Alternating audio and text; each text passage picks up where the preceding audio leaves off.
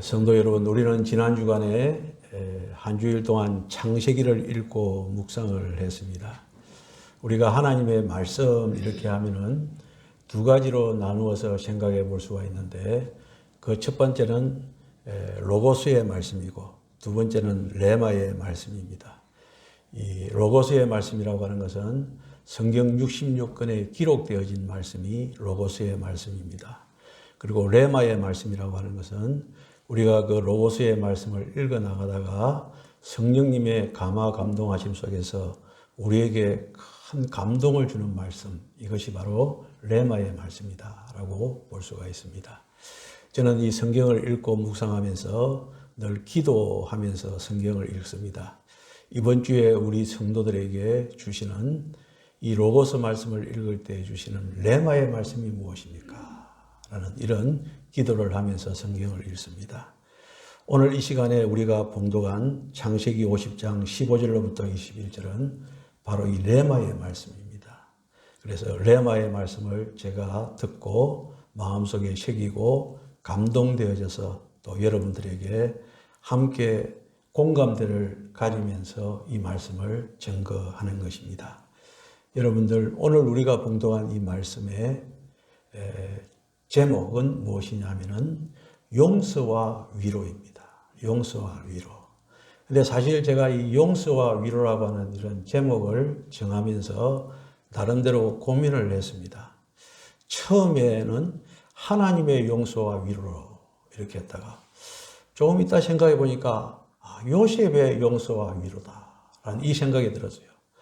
그러다가 나중에는 나에게 주신 하나님의 용서와 위로인데 라는 그런 생각이 들면서 내가 이웃에도 내가 용서하고 위로해야 된다라는 그런 생각이 들었습니다. 그래서 제목을 그냥 앞에 누구누구의 용서와 위로가 아니라 그냥 통틀어서 용서와 위로라고 이렇게 제목을 정한 것입니다. 그래서 이 제목을 조금 더 확장해서 생각해 보면은 첫 번째는 하나님의 용서와 위로이고, 두 번째로는 요셉의 용서와 위로이고, 세 번째로는 무엇입니까? 우리의 용서와 위로. 이렇게 용서와 위로를 확장해서 생각해 볼 수가 있는 것입니다. 왜 이러느냐 하면은 오늘 본문에 나오는 요셉의 용서와 위로는 그 근원이 누굽니까? 바로 하나님이거든요. 하나님의 용서와 위로. 그 다음에 요셉이 이렇게 용서와 위로를 했다는 것이 기록되어진 것은 거기에서 끝나는 것이 아니라 이 말씀을 읽고 묵상하는 우리도 어떻게 해야 된다고요? 용서하고 위로해야 된다는 그 내용이 함축되어져 있기 때문에 그러한 것입니다. 그래서 오늘 말씀의 제목은 용서와 위로. 그리고 여러분들이 말씀을 다 듣고 집에 돌아가셔서 일주일 동안 생활할 때도 여러분들의 머릿속에, 여러분들의 마음속에 무엇을 간직해야 됩니까? 용서해야 되는구나. 용서해서 끝나는 것이 아니라 어디까지요? 위로해야 되는구나. 위로해서 끝나는 것이 아니라 격려해 줘야 된다는 이런 차원까지 나아간다는 것을 마음속에 꼭 새기시기를 바랍니다. 여러분들, 창세기는 50장까지 되어 있는데 이 50장의 마지막 이 50장은요, 죽음에 대한 이야기가 두 번에 걸쳐서 나타나고 있습니다. 첫 번째는 누구의 죽음입니까? 야곱의 죽음이 소개되어지고, 두 번째는 26절에 보면은 요셉의 죽음이 소개되어지고 있습니다. 먼저 50장 1절에 보면은 요셉이 그의 아버지 얼굴에 굽으려 울며 입 맞추고 라고 이렇게 말씀을 하고 있습니다. 이렇게 해서 요셉의 아버지 야곱이 죽게 되어집니다. 우리나라에서는 죽게 되어지면 보통 며칠장을 합니까? 3일장을 하지 않습니까? 그런데 야곱이 죽었을 때는 며칠장을 하느냐라고 하면 70일장을 하고 있다는 것입니다. 70일장. 사실 야곱은 요셉에서 별 볼일 없는 사람이었을 것입니다. 그러나 그 아들 요셉이 국무총리이기 때문에 70일장이라고 하는 엄청난 장례식을 거행하는 것을 볼 수가 있습니다. 야곱이 바로에게 말한 대로 147년의 험악한 세월을 지내다가 자신의 육신은 가나안 땅에 돌아와 조상 할아버지 아브라함과 아버지 이삭이 장사 지내었던 막벨라 밭굴에 장사되었습니다. 그리고 이제 창세기 50장 26절의 마지막은 이제는 요셉의 죽음이 소개되어지고 있습니다. 거기에 보면은 요셉이 110세의 죽음에 그들이 그의 몸에 향자루를 넣고 애굽에서 입간하였더라, 이렇게 말씀을 하고 있습니다. 사실 창세기는 50장까지 되어 있지만은 그 50장 중에서 반 이상이 되는 26장이 야곱과 요셉의 이야기로 기록되어 있는 것을 우리가 발견할 수가 있습니다. 여러분들, 이 마지막 순간에 이 중요한 역사적인 인물이었던 야곱과 요셉을 통해서 이 마지막 순간에 교훈하는 것이 무엇이겠습니까? 하나님의 뜻이 무엇이겠습니까? 그것은 바로 오늘 제목대로 용서와 위로다라는 것입니다. 여러분들 곰곰이 생각해 보시기 바랍니다. 요셉의 형들이 요셉에게 큰 죄를 지었습니까? 아니면 선한 일을 했습니까? 큰 죄를 지었거든요. 죽이려고 하다가 종으로 팔아버렸지 않습니까? 저들이 이제 애굽에 왔을 때 그 아버지가 살아 계시지만은 늘 마음속에는 어떻겠습니까? 조마조마했을 것입니다. 우리가 죽을 죄를 지었는데 우리가 언제 복수를 당하지 않을까라고 하는 그런 높아심 속에 살았을 것입니다.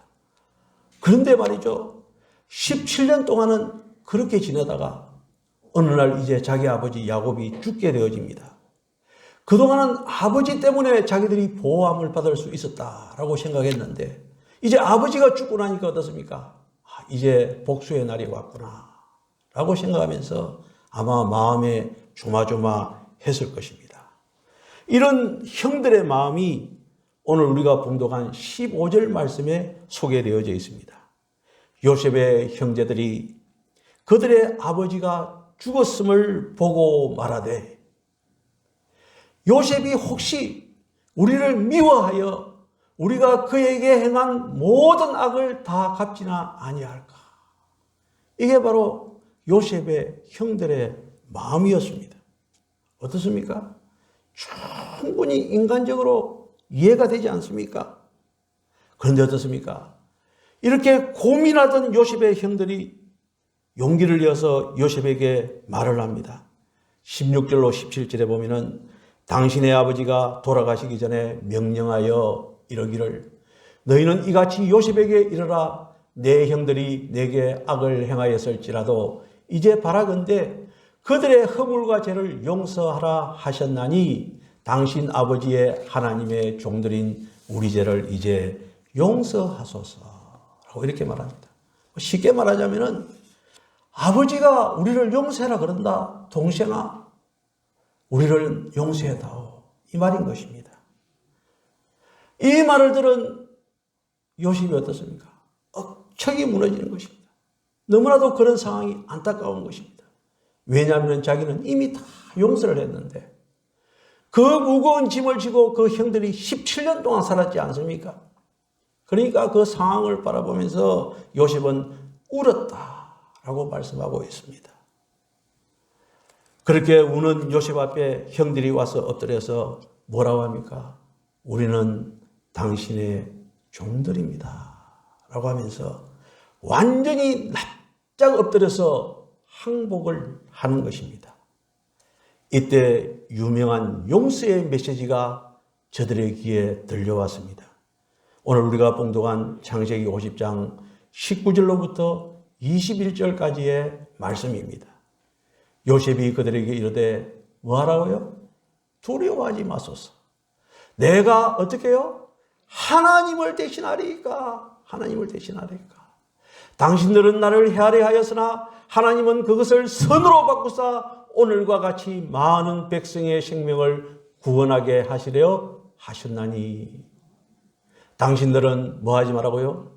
두려워하지 마소서. 내가 당신들과 당신들의 자녀를 기르니이다 하고 그들을 간곡한 말로 뭐라고요? 위로하더라.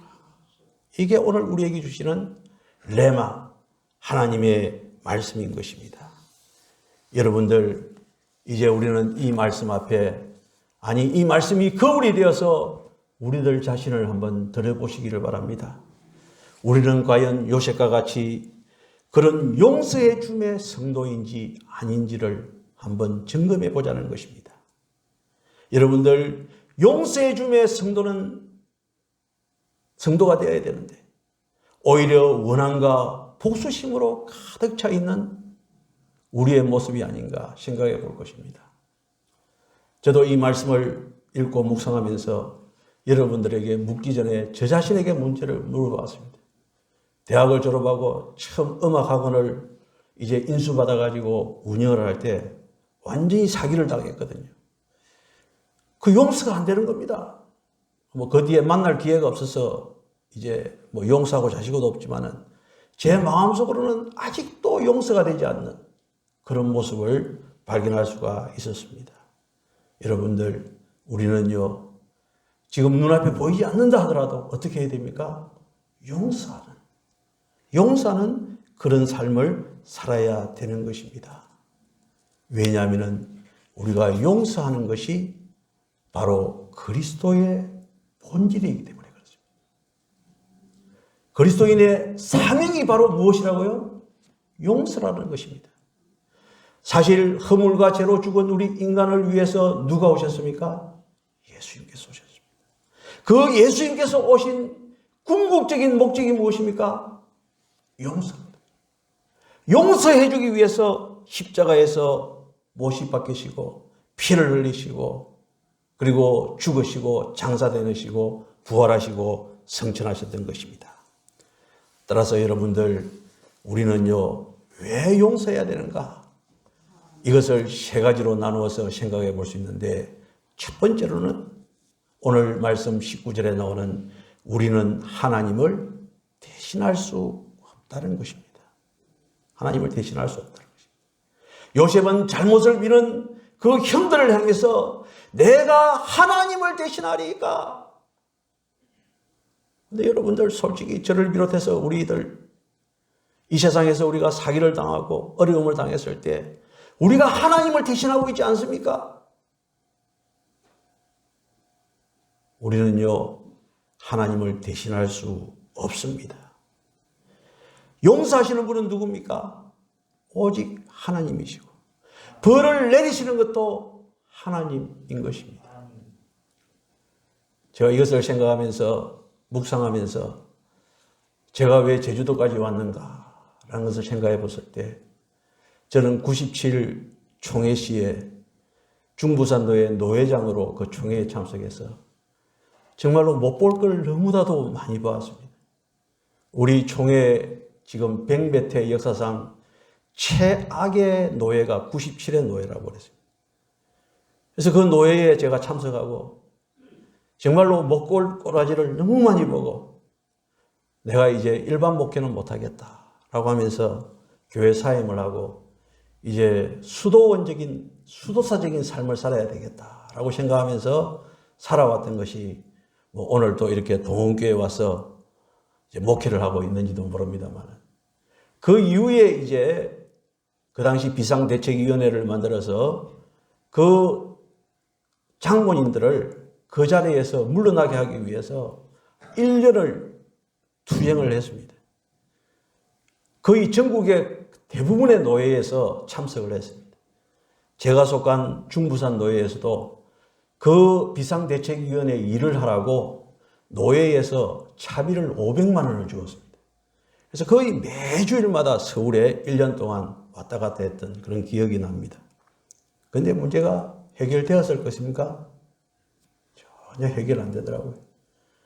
그냥 한 6개월 후에 총회장이 저 대전의 어느 교회에서 임시총회를 열었는데 그때 앞에 나와서 제가 잘못했습니다 라고 하면서 큰절 한번 하고 마친 것이 우리가 했던 일의 전부 다였습니다.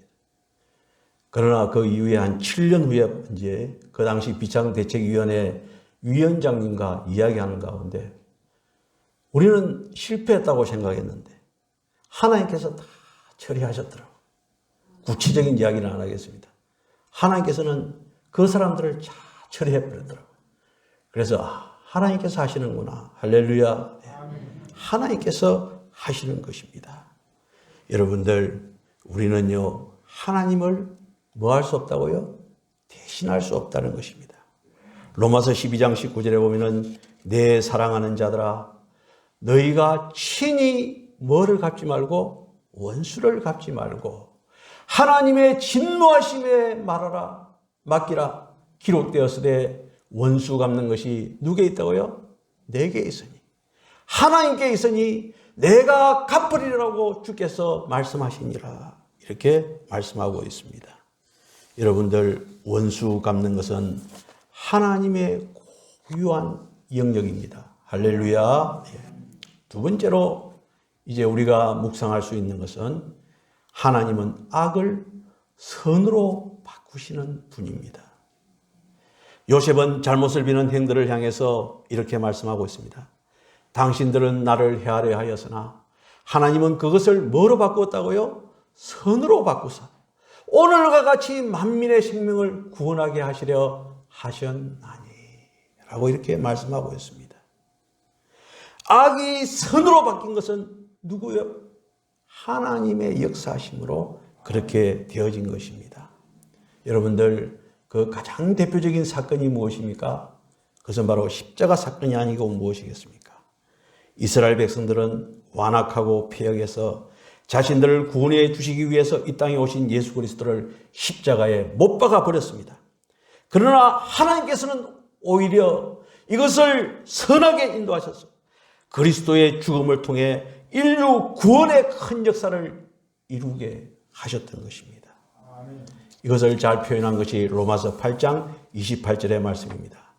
우리가 알거니와 하나님을 사랑하는 자 곧 그 뜻대로 부르심을 입은 자들에게는 뭐라고요? 모든 것이 합력하여 선을 이루느니라. 할렐루야. 예. 사실 이 설교를 많이 들었을 것입니다.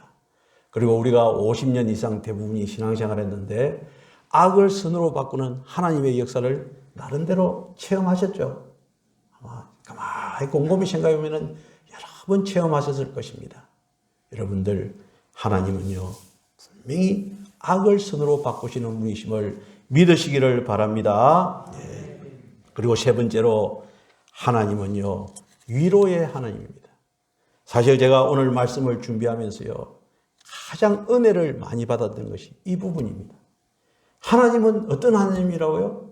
위로의 하나님이다. 하는데 사실 제가 목회를 그렇게 오랫동안 하면서도 그냥 용서하심 여기에서 끝난 것 같아요. 용서하시면 내 할 도리를 다 했다 라고 생각했던 것 같아요. 혹시 여러분 그렇게 생각 안 하십니까?